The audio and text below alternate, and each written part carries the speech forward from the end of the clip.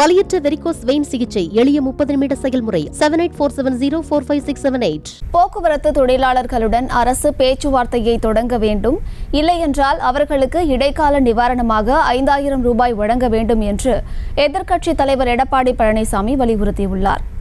இதுகுறித்தான மேலும் விவரங்களை கொடுப்பதற்காக செய்தியாளர் ராஜேஷ் இணைப்பில் இருக்கிறார். பேசலாம். ராஜேஷ், எதிர்க்கட்சித் தலைவர் எடப்பாடி பழனிசாமி இதுகுறித்து அறிக்கை ஒன்றை வெளியிட்டிருக்கிறார். அதுல என்ன விஷயங்கள்லாம் சொல்லியிருக்காரு, விவரங்கள். அமருத், வணக்கம். போக்குவரத்து தொழிலாளர்களின் கோரிக்கைக்கு திமுக அரசு செவிசாய்க்கவில்லை என எதிர்க்கட்சித் தலைவர் எடப்பாடி பழனிசாமி கண்டன அறிக்கை வெளியிட்டிருக்கிறார்.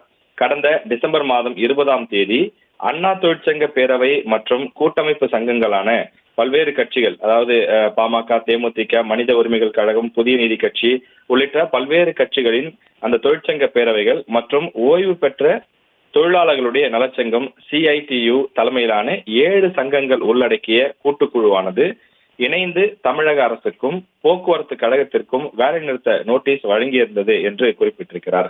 அதாவது போக்குவரத்து தொழிலாளர்கள் தங்களுடைய நியாயமான கோரிக்கையை முன்வைத்து தொடர்ந்து அவர்கள் பல கட்ட பேச்சுவார்த்தைகளை நடத்தி வருகிறார்கள்.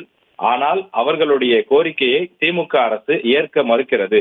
போக்குவரத்து தொழிலாளர்கள் மிகவும் கஷ்டப்பட்டு வரக்கூடிய சூழ்நிலையில் அவர்களுடைய அந்த கோரிக்கைகளுக்கு திமுக அரசு செவிசாய்க்க வேண்டும் எனவும் எடப்பாடி பழனிசாமி கேட்டுக்கொண்டிருக்கிறார்.